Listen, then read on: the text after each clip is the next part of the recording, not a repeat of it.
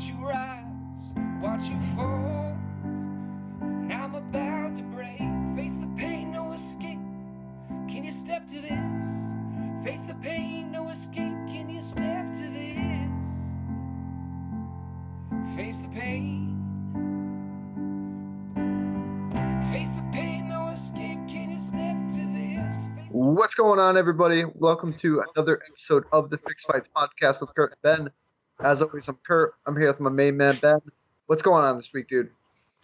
Not a lot. We have a lot to talk about, as we were just talking about before we hit record. Like fucking MMA all over the place. But yeah, everything's good with me. I'm here live and direct from my girlfriend's extra bedroom because they are like building an entire second apartment building around my apartment right now, and it is real loud. But I'm happy to be talking about MMA right now. Yeah, I noticed the change of scenery. Nothing wrong with that. Yeah, dude, there is a lot to talk about. This is the first time, I think, in probably about a year where we have like a week that is just like popping off. ONE FC is tomorrow night. They are making their U.S. debut. Bellator is on Friday, kicking off their light heavyweight tournament.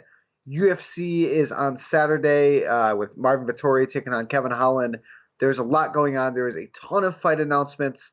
I guess really quick, let's break down the fights that happened this past weekend. And mainly, we got to talk about Patricio Pitbull submitting Emmanuel Sanchez in the first round, an absolutely dominating performance. We are finally going to get to see that AJ McKee fight that we've been waiting for. But first, give me your thoughts on the Pitbull fight.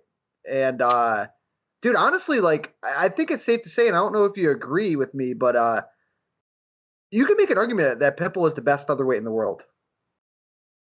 Yeah, I mean, I think there's a strong argument to be made there. I don't think it's clear cut for sure. You know, I would like to see how he does against a Max Holloway or Volkanovski, obviously. But, you know, that was Manny Sanchez's first time he was ever finished, I believe. Yeah, Yes, it was. Like the way he's doing it, like obviously, no disrespect to a guy like Pedro Carvalho, or Manny Sanchez or Juan Archuleta, because I do think those are absolutely elite fighters, but it's just hard to compare strength of competition. You know, you got Volkanovski fighting the Holloways of the world, and then you got Pitbull fighting a Manny Sanchez. And again, I think Manny Sanchez is a actually elite featherweight, so I don't think there's any knock there. But my big takeaway is, man, like, both you and I picked Pitbull, but I think both you and I probably thought Pitbull was going to take this fight to a decision or win by decision. Yeah. Just because Manny Sanchez is crazy durable, has really good jiu-jitsu. I certainly didn't expect him to get submitted. And then, yeah, Pitbull just showed that we need to stop kind of having any sort of hesitation in ranking him really, really high, because he's no longer like a brawler who happens to have good jiu-jitsu. He is like he is a sniper. He was waiting to counter, and when he countered, dropped Sanchez with a big left hook. He just looks like he is absolutely at the peak of his game right now. Like, power is there, athleticism is there. His timing looks excellent on the feet. Again, I can't stress enough like how impressed I am with that he's basically turned into a sniper on the feet. And then the guillotine, like, he's just a killer. Like Pitbull kind of has it all in spades.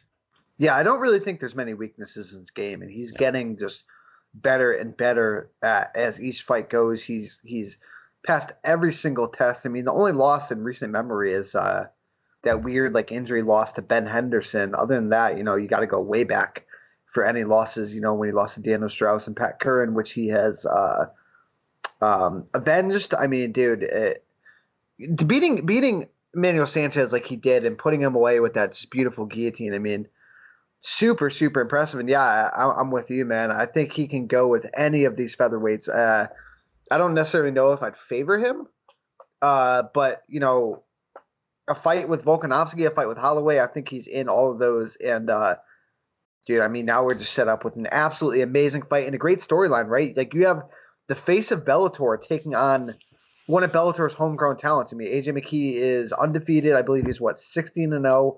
All 16 fights in Bellator. I mean, for Bellator, you can't get much better than this, showcasing just two Bellator mainstays for the belt. A lot to gain for AJ McKee if he wins. I think he interjects himself right up in that conversation of the best featherweights in the world. And if Pitbull wins, especially in impressive fashion, I mean, it just further cements him as one of the best guys in the world. I can't freaking wait for it. Yeah, and I'm glad you brought up that this is a homegrown Bellator fight. I can't remember being this excited about a quote unquote homegrown Bellator fight since like, I don't know, maybe the Michael Chandler Eddie Alvarez rematch like Or 10 years ago or Yeah, whatever. or the Pitbull Chandler fight. I mean, and even then, like this, they did the right thing with the tournament. This like built, I honestly, this is kind of best case scenario for Bellator because 100%. they took AJ McKee, turned him into, no longer a prospect by any means, turned him into a bona fide like potential star here, and they just also made their best pound for pound fighter on their roster even better by picking up these wins. So I am so pumped. There's a reason why AJ McKee against Patricio Pitbull was my most anticipated fight of 2021, and that's still the case. I truly cannot wait. One thing I got to say, they had AJ McKee on the broadcast, and I feel like he's probably been on Bellator broadcast before, but I kind of don't like, he's a loud, boisterous, trash talking guy. And when he's on like a broadcast like that, he's like super dialed down and he's trying to be professional and he's trying to be fair and like, oh, yeah, Patricio Pitbull he's a great fighter. Like, I don't want that shit. Keep him out of the broadcast booth. I want to see AJ McKee just talking all kinds of shit because we've talked about it many times on this podcast. Pitbull will talk shit with him all the way. So like, take the chains off. I don't want to see these guys try to be professional. I want to see them just jawing at each other for months leading up to this fight. Yeah, and Pitbull's already online saying that AJ McKee is scared, and I love it, dude. I love it. I think, like you said, this is best case scenario for Bellator, and I think, dude, they have to book it as this is, or they have to market it at least as this. The winner of this fight is the best featherweight in the world. I don't think them saying that is that far off. You got to draw eyes to it. I would like to see how Bellator did, numbers wise for their debut, but I thought it looked great on Showtime. Well, it was help with the product. I think they did a good thing. That card was free on like YouTube. Yeah. I think like Pluto TV or whatever. They did that for their Showtime rollout, which hopefully somebody can. I'm not sure if I don't have the specifics, but I believe for viewers in Canada, there's no way to legally watch Bellator because something about Showtime doesn't extend to Canada, which is fucking crazy if that's the case. That is crazy. Co-main event, Jason Jackson beats Neiman Gracie. I didn't really have a problem necessarily with the decision. I thought it was going to be really close. And I'm glad that they gave it to Jackson. I think he did more with, the ground time that he had. I think he was more active on the feet. I think he landed the better strikes. And he's a really, really interesting dude in that division. I don't know how well he matches up with Douglas Lima, but I think he's got himself knocking on the door of a title shot. Yeah, I thought it was a weird fight from both guys, to be honest. I felt like maybe Neiman Gracie had a bit of an off night. He didn't seem, quite as like aggressive with his ground game as he typically is. But yeah, and I like Jason Jackson a lot. I especially like his personality. I like, how he talks. He seems like a nice guy. And he's typically a really kind of exciting, high output kickboxer. But this is going to sound bad. My biggest takeaway from that fight was like, neither of these guys really have anything for Douglas Lima. Like, even if you score that fight for Neiman Gracie, like, I don't see him giving Douglas Lima problems, and same with Jason Jackson. I could be wrong, but it's hard for me to get excited about either one of those guys as contenders after kind of a weird fight like that. Yeah, I tend to agree with that. I tell you what, man, one thing that Bellator is doing really well, that's tapping into that Dagestani Russian market because, I mean, they had two big dudes on this card. Usman Nurmagomedov gets a win. It looks really good. Again, like, he's got the Nurmagomedov name, but he is a completely different fighter from Khabib. He has great grappling, but he's a long, lengthy striker. And then Magomedov looked excellent on the prelims. Not sure why the hell he was on the prelims. You should have had him on the main card showcasing him. But the only man to defeat Petr Yan, besides Aljamain Sterling. But he gets a big win. It looks damn impressive doing it. They're really tapping into that market. And I wish they would showcase these guys a little bit more on the main card because these guys are absolute monsters in that region. Yeah, they're definitely like you said, tapping into that kind of Russian market, and for sure playing off.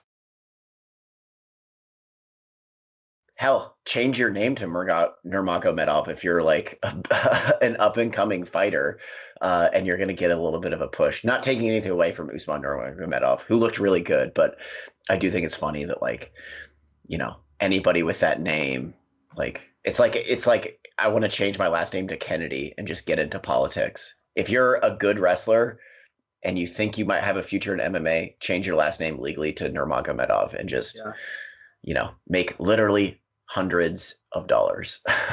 That is very true. All right, you want to talk about fights that were announced, or do you want to break down some of these cards that are coming up? There's a lot of fights that were announced. Let's run through some of these fights that were announced real quick. Okay. Welterweight got 3 big ones. None bigger than out of left field, Nate Diaz taking on Leon Edwards. And I got to give props to my friend, right? Me and my friend were literally probably like 2 hours talking about this. My friend Pat.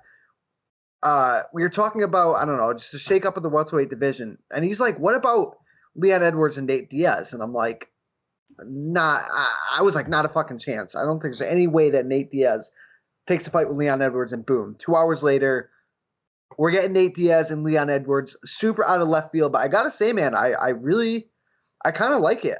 It's a fresh fight for Nate. It's an interesting stylistic matchup, and for Leon, I think he's playing with fire a little bit because say what you want about Nate, but Nate is durable. He's tough as nails. He always fights the best. I mean, he never comes in out of shape. He never comes in out, not prepared. And if Leon does lose this fight, I don't think he's ever seen a title shot. Obviously, if he wins, he gets the huge name in Nate Diaz. It's also the first 5-round co-main event, which I dig as well. I honestly really like it. Yeah, I mean, other than your friend, I can't think of anybody who really saw this coming. But yeah, I think for Leon Edwards, I do agree with you that, he is playing with fire a little bit. It's maybe not as easy of a fight as he might think it is, or some people might think it is. But at the same time, I think for him, short of getting a title shot, this is kind of best case scenario, right? Because like you said, this is a really big name, and I think he probably sees it as a pretty winnable fight. And I would pick my early lean for sure is to pick Leon Edwards to win this fight, but it's not a super easy one. And it is kind of like win-win for the UFC as well, right? If Leon Edwards wins, then finally you have this guy who is a clear, deserves a title shot anytime now. Finally, Leon Edwards has a big name win, and he's relevant. People know him, not just as the guy who complains about not being able to get fights. And then if Nate Diaz pulls off the upset, boy howdy, we're off to the fucking races with Nate Diaz. You could do a lot fighting for Nate belts Diaz. or doing whatever the fuck he wants, and there's money to be made there. So honestly, yeah, I didn't see this coming at all, but it kind of feels like win-win. A little bit of risk for Leon Edwards for sure, and for sure if he loses to Nate Diaz, he's not sniffing a title shot. But I think those are risks he's willing to take at this point, because there wasn't much else to do with him. Nate Diaz is not ranked, I believe, at welterweight, but this is really best case scenario. Otherwise, he's talking about, Leon Edwards. If he's not fighting somebody like Nate Diaz and he's not fighting for a title, he's going to have to fight somebody pretty far down in the rankings. And I don't think he wants to do that. So I'm into this booking. Weird one, but I don't hate it at all. I got to say, who else is kind of playing with fire in this whole scenario is Colby Covington.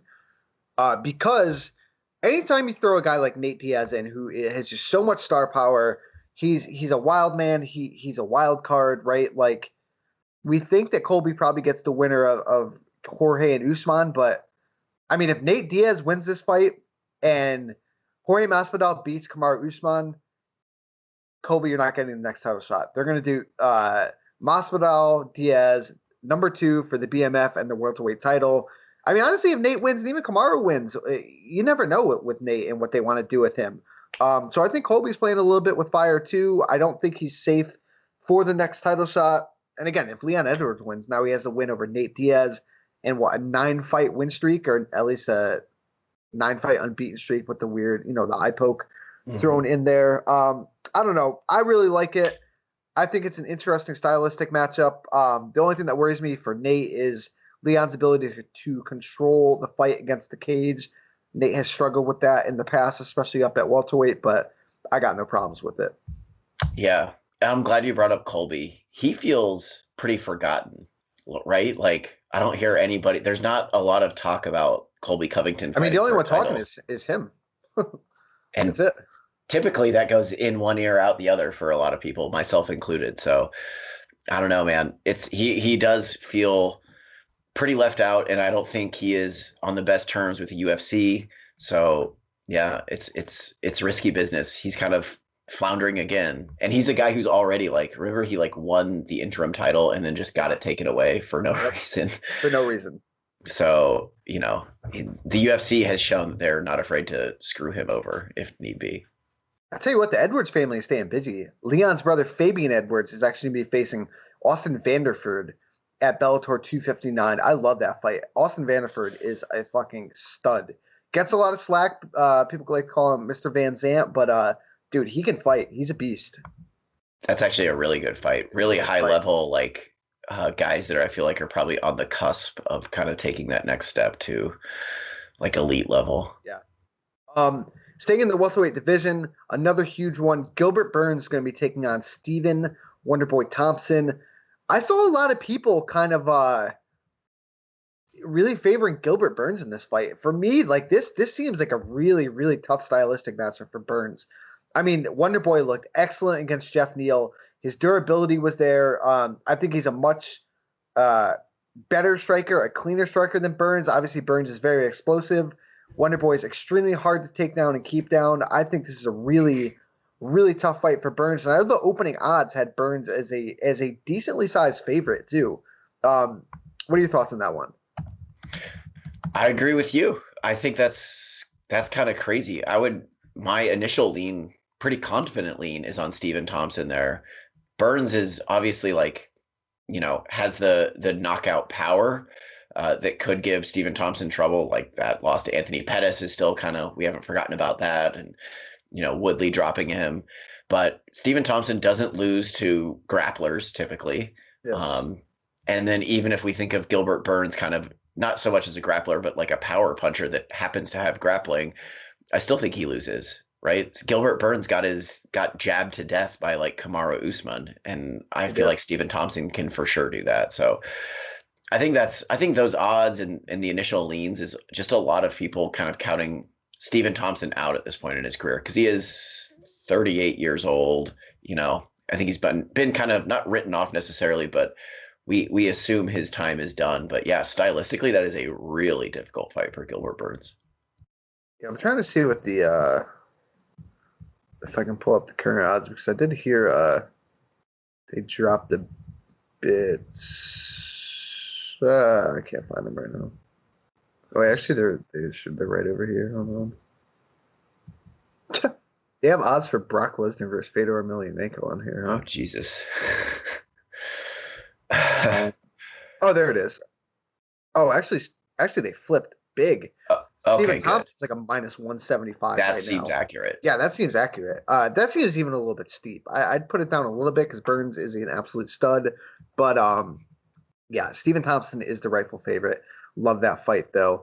One more in that welterweight division. Bilal Muhammad getting another big fight, taking on Damian Maia. Damian Maia's been out for a while. This is Damian Maia's last fight on his contract.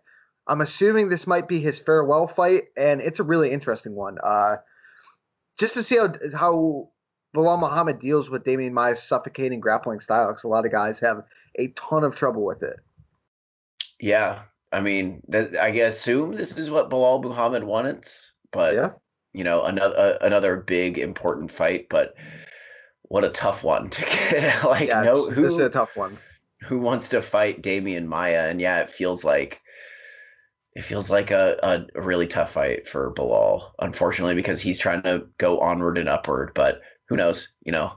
Again, my initial lean would be to Maia there, just doing Damian Maia things. But who knows? I That's interesting. I'm not sure I knew that this was Damian Maia's last fight in his UFC contract. Is the last fight in his contract. I'm assuming that he is going to retire, but you never know. I mean, the guy's had an excellent career that spanned a long, long time. I mean, he's just fighting stud after stud after stud, even late in his career, right? I mean, guy's a beast, man. Yeah, I mean, this is like perfect example of Damian Maia, like fighting a guy that doesn't really do much for him. Like he's just accepting the fight, on to the next for him. It's very true. How about this one for getting your blood boiling? Korean Zombie versus Dan Ige, June 19th, 5-round main event.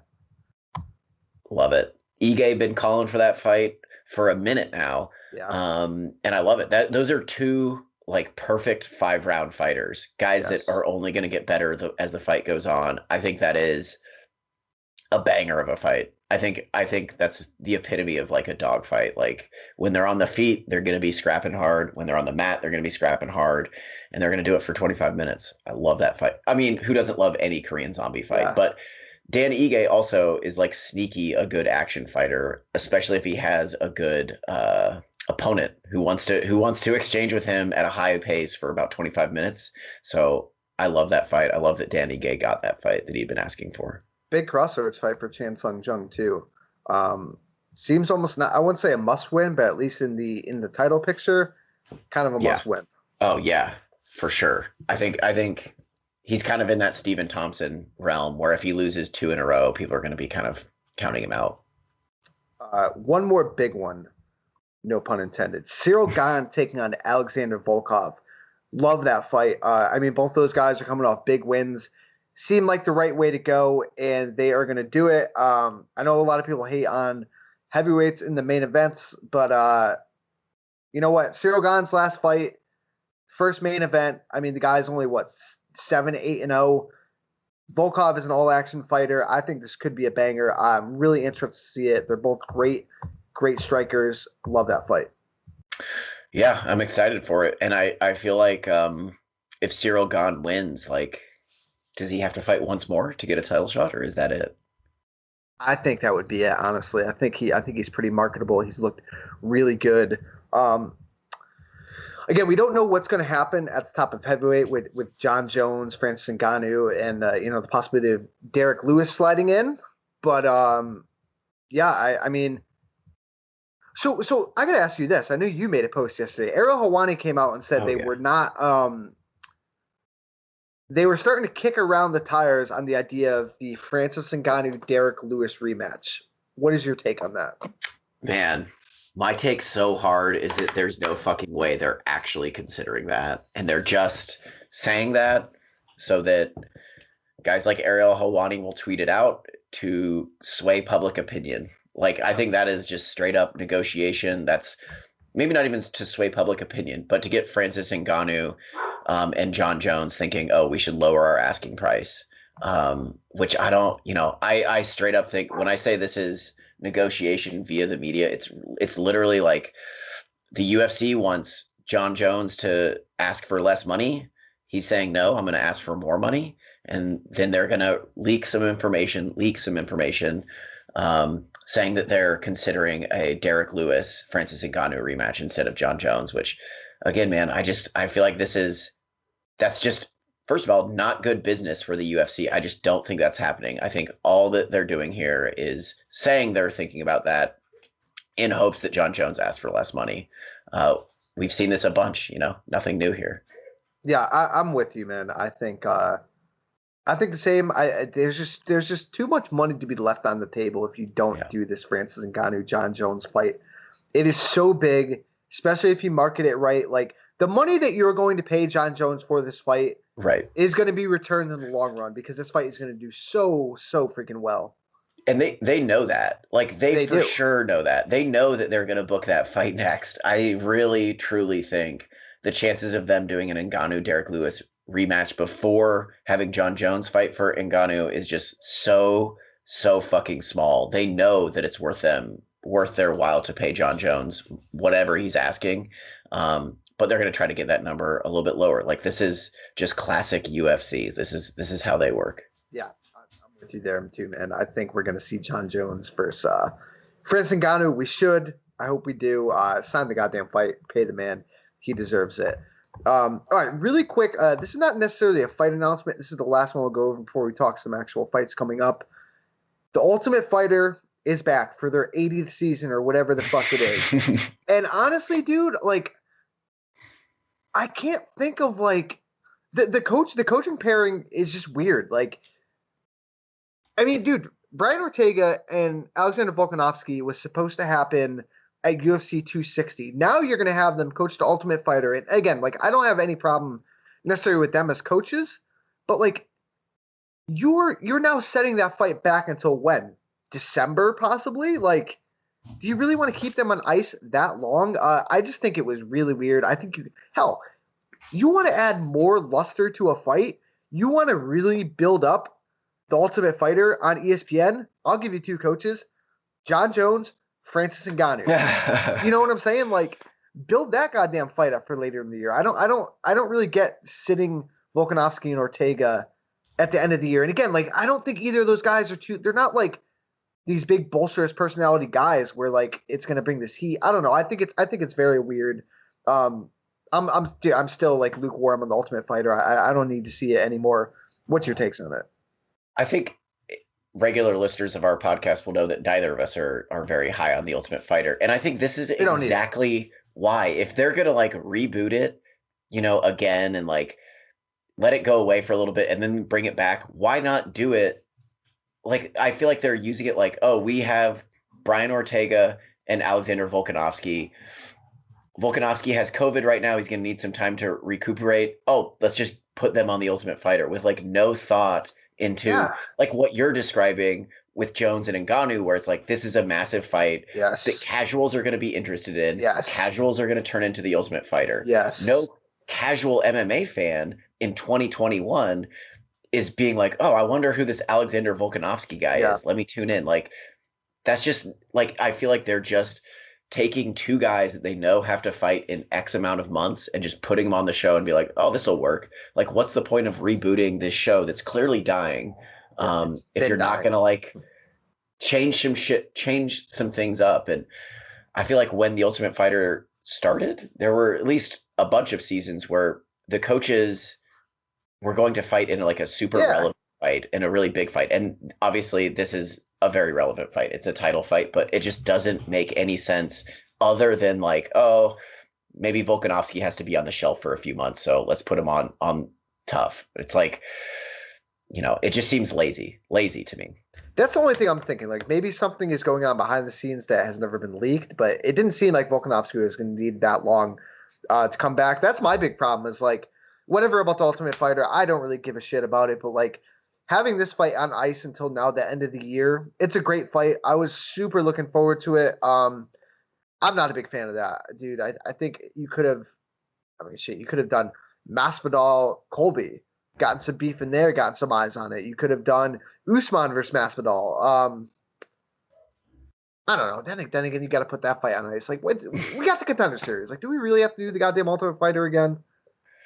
It just seems like a waste. It seems like a fucking waste. And yeah, like, you and I, the hardest of hardcore MMA fans, typically don't know anything about fighters coming off of the Ultimate Fighter because we're, like you said, we're watching Contender Series. We're not tuning into the Ultimate Fighter and watching 35 minutes of these guys getting drunk and like jizzing in their sushi just to see one fight. I know, right? I know. Like, that's just not. When that show hit in 2005, people didn't know what MMA really was. Now you got to spice it up if you're going to keep putting on this show. Well, there's also so much social media now. Like, you can delve into their like personal life without doing the Ultimate Fighter. Back then, like, there was no social media, so it gave you like an interesting look at the fighters. But now there's plenty of looks into the fighters. I don't know, man. I got no fucking idea. But we are getting the Ultimate Fighter season, whatever, 35. I don't even know at this point. All right. Enough of that. Let's talk some actual fights that are going to happen tomorrow night. One FC, one championship.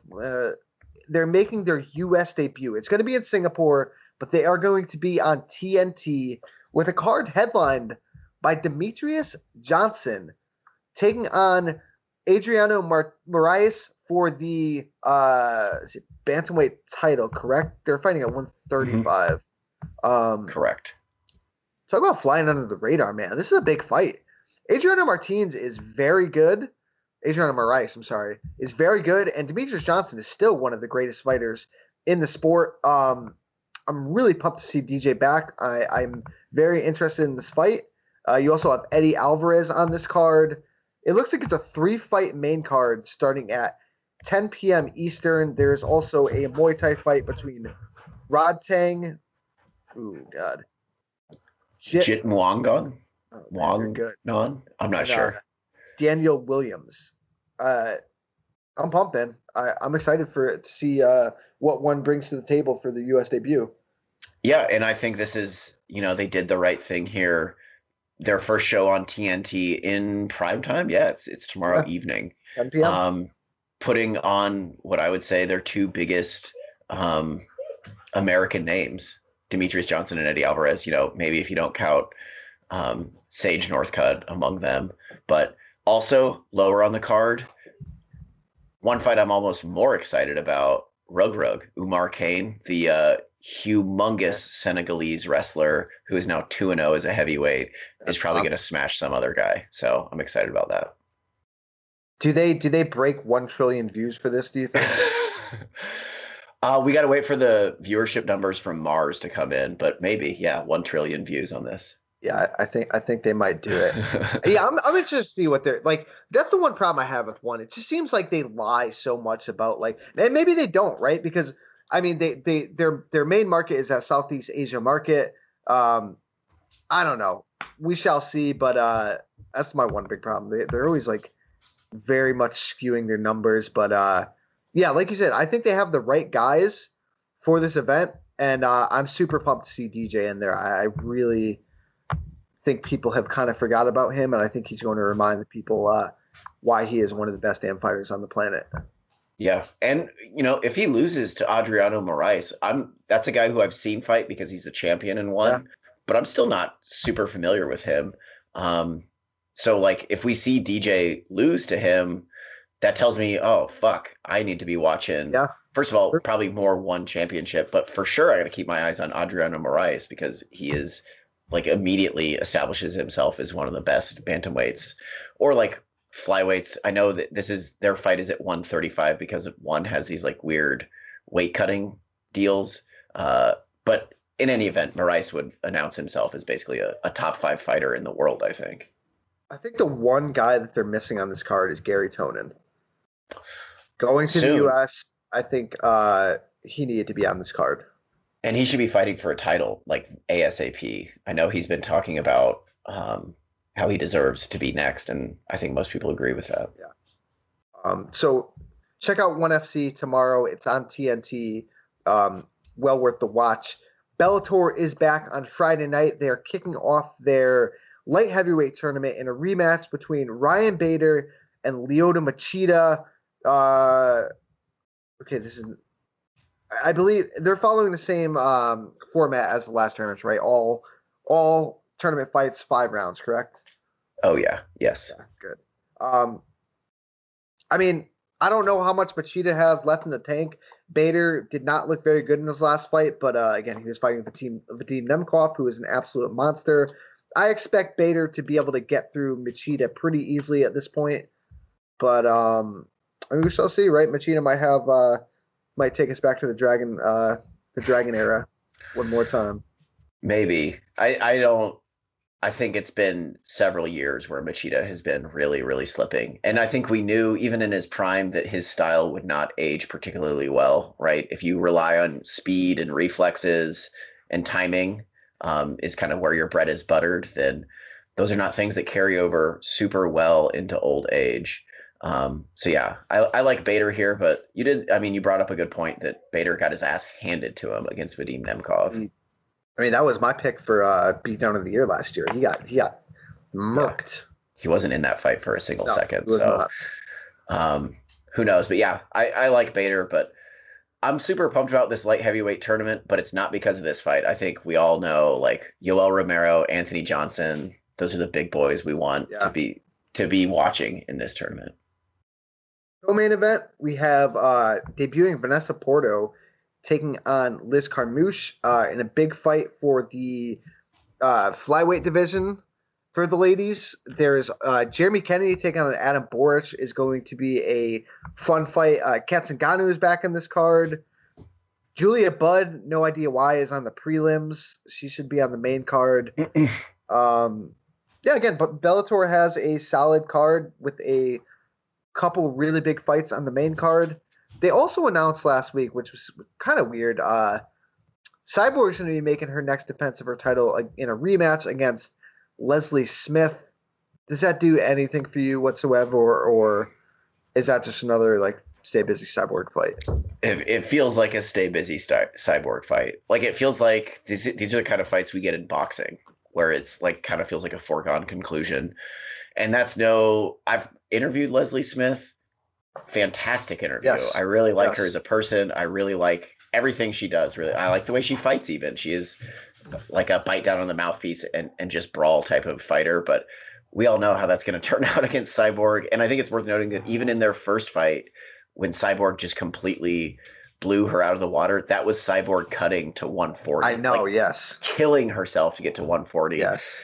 And Leslie Smith, I think, is pretty much a natural 135er. So this is only going to be even more like tipped in the favor of Chris Cyborg here. But who knows? Leslie Smith beating Chris Cyborg would maybe be one of the biggest upsets ever. So if you want to get excited about it, think about it like that. But yeah, this feels like a stay busy fight for Cyborg. And I mean, look at Cyborg's 2 Bellator fights. She is not slowing down whatsoever.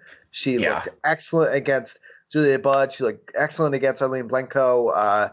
Could be a rough night at the office again for Leslie Smith. Yeah. And that brings us to Saturday night. We are getting Marvin Vettori in the main event. Bummed that Darren Till had to pull out. I was really looking forward to Vettori versus Till. I'm glad Vettori's staying on this card because, dude, I love everything Marvin Vettori. He is like, he is a hothead. Like, the guy's Twitter's hilarious. He's like, I mean, Darren Till like said disrespectful post to him, and like Marvin Vettori basically called him a pussy. I don't know, like types in all capitals. Like he's great. Taking on Kevin Holland. This is a rough fight for Kevin Holland because we just saw Derek Brunson take down Kevin Holland for 25 minutes, and I think Marvin Vettori can do that, but even better at this point in his career.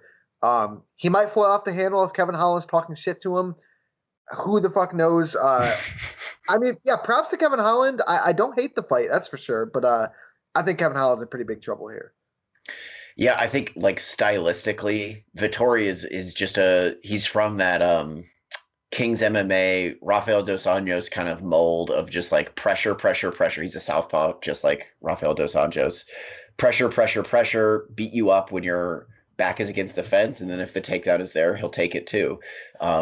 And I think Kevin Holland has pretty well demonstrated that that's his weakness, dealing with pressure and getting taken down and kind of letting the fight come to him against bigger, more physical guys. And like it was just last week we were talking about Kevin Holland should maybe consider going back down to welterweight.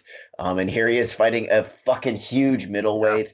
So stylistically, this is a really, really rough fight for Kevin Holland. I will say, if you're going to pick one like highly ranked middleweight that's going to be completely thrown off his game by Kevin Holland talking to them, like it could be Marvin Vettori, yes. Yeah, I can't think of a better fighter to get unnecessarily angry and like, you know, lose track of the fight than Marvin Vettori. So like, I don't know. And I also like, I think there's an angle here to be made that like, it feels weird that Kevin Holland is getting another main event spot so soon after honestly like a really disappointing main event in his last fight against Brunson.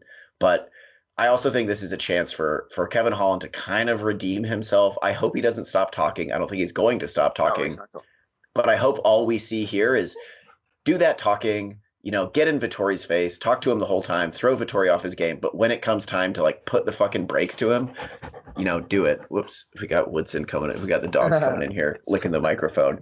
But like, this is my initial reaction was like, oh, what are they doing? like I want to like Kevin Holland, I do, but it's hard when he had such a disappointing performance and he's being given this opportunity again. But I think the flip side is like, look at this as a chance for Kevin Holland to redeem himself, to remind us how fun he can be when he is talking, but also kicking ass. Yeah, he's got to be doing something really effective in the fight and not just talking, right? Like exactly.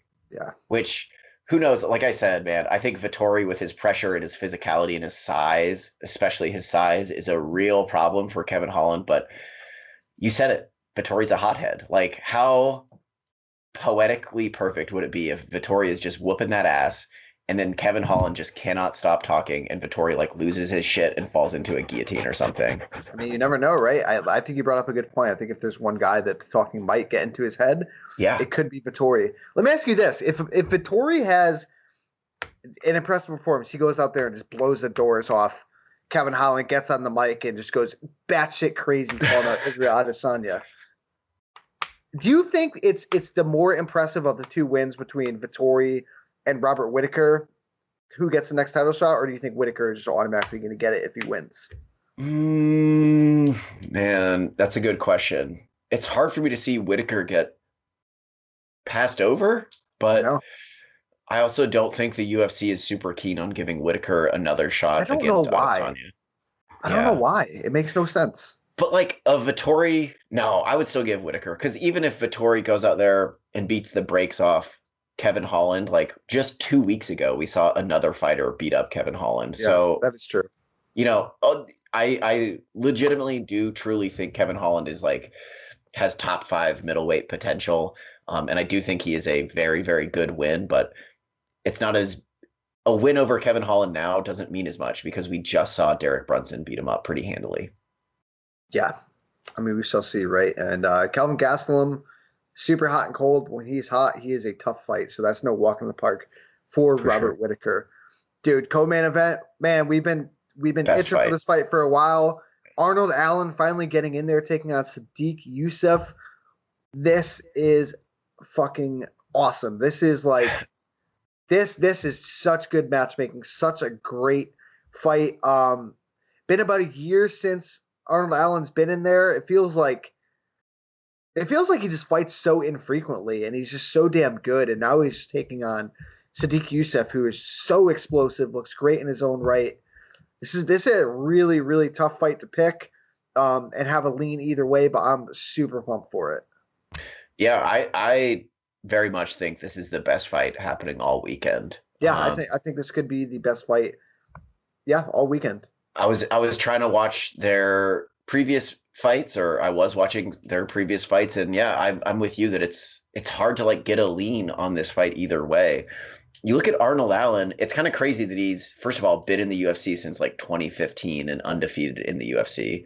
But also like Arnold Allen has not fought anybody quite like Sadiq Yusuff in his career, like a power puncher. If you look at his UFC record, it's mostly like grapplers. Yeah. I guess he fought Gilbert Melendez, who's kind of a rounder.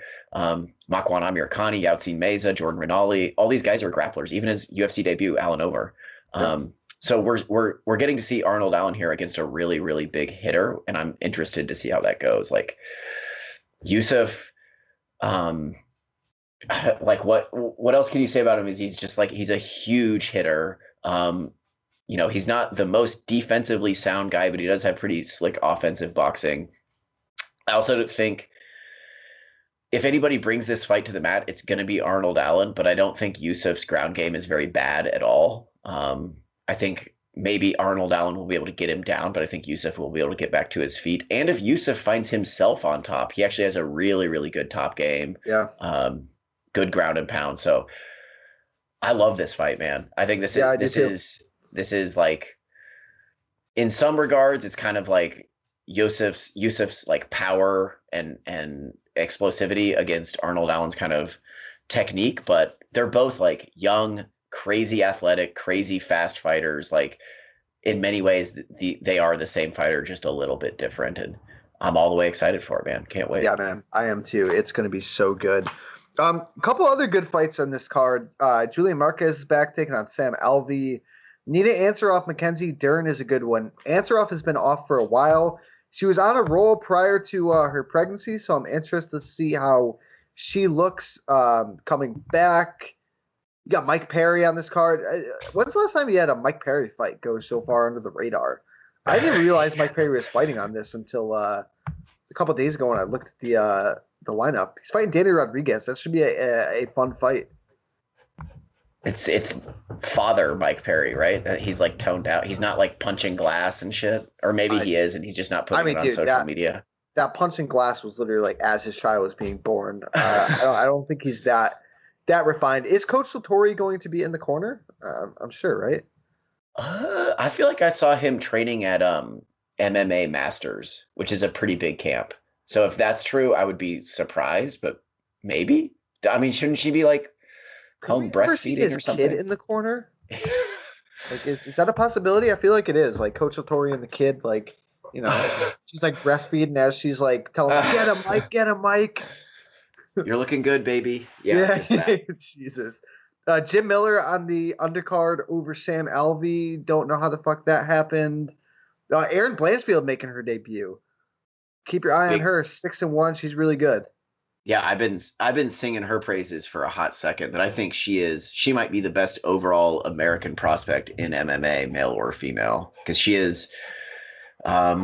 If people don't know, EBI champion, had a bunch of fights in Invicta where she acquitted herself well, and also like will kick your fucking head off. She has just all around skills. Making her debut at 135, and I think that's just to get the spot. She'll drop back down to 125 almost certainly. Rank your top 4 fights for this weekend for all 3 cards. Oh, buddy, that's a tricky one. Well, I think 1 for sure, Arnold Allen against Sadiq Yusuff. Maybe in the top 4, I might put Jeremy Kennedy and Adam Boric in the top 4. I'm not sure in what order. And if we go back to the UFC, I'm pretty excited about Mackenzie Dern and Nina Ansaroff just to see where both of them are at. And especially Nina Ansaroff, but like Mackenzie Dern could be kind of one shot away from a title fight if she wins this fight. And then I guess Vettori Holland. But also if we're counting the 1 FC card, I'd probably put in DJ's fight in there in the top 4 as well. So I guess I just gave you 5. I would go number 1.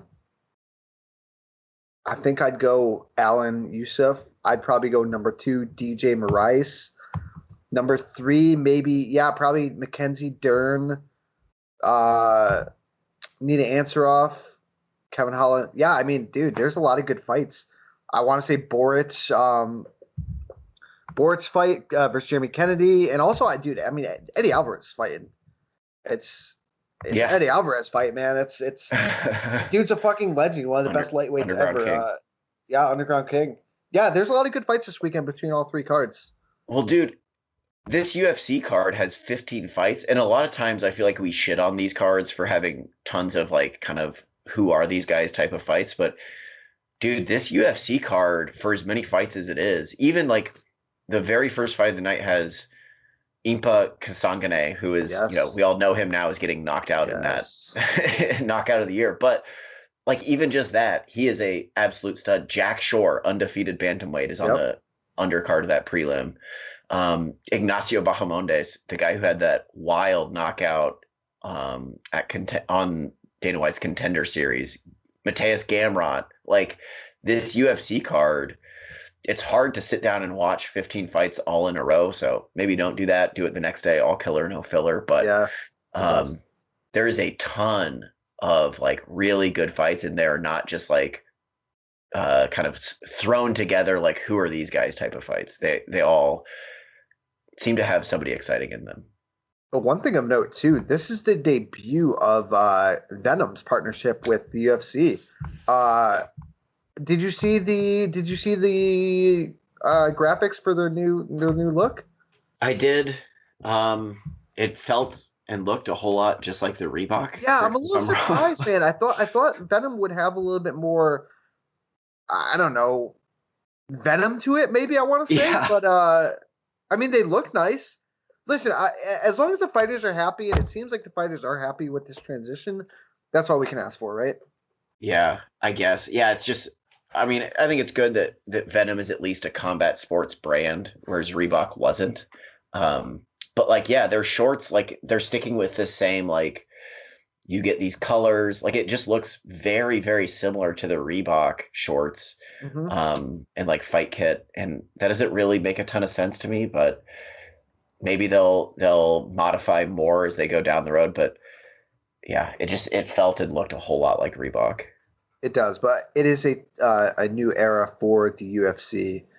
I think we got everything, man. It was a lot. It was a lot of shit to get through. You got anything else? I don't think so. Hey, you Quickly, know, what happened? go ahead.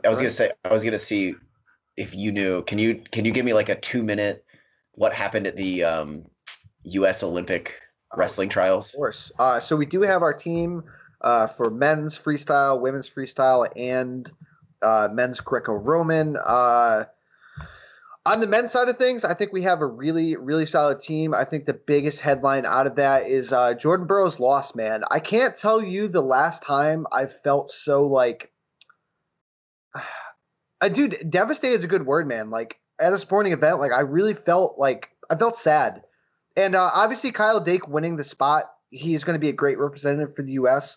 I do think Kyle Dake is going to contend and probably, I mean, dude, he's got a chance to win a gold medal. That's a really tough weight class. But dude, Jordan Burroughs has represented the U.S. for the last 11 years, um, which is remarkable, right? Because he's 32 years old now. He won an Olympic title. He won 4 world gold medals. I mean, if you were to ask me what is the highest achievement in a sport, and maybe I'm biased, but dude, an Olympic gold medal in wrestling, when there is only 16 wrestlers that make it out of all of these countries in the world, and you win a gold medal, there's only 6 weight classes for Olympic wrestling. I mean, that is the highest honor, and to see Burroughs lose, and of course Burroughs, I don't mean to ramble on too much, but yeah, it was tough to see, man. He has represented the sport.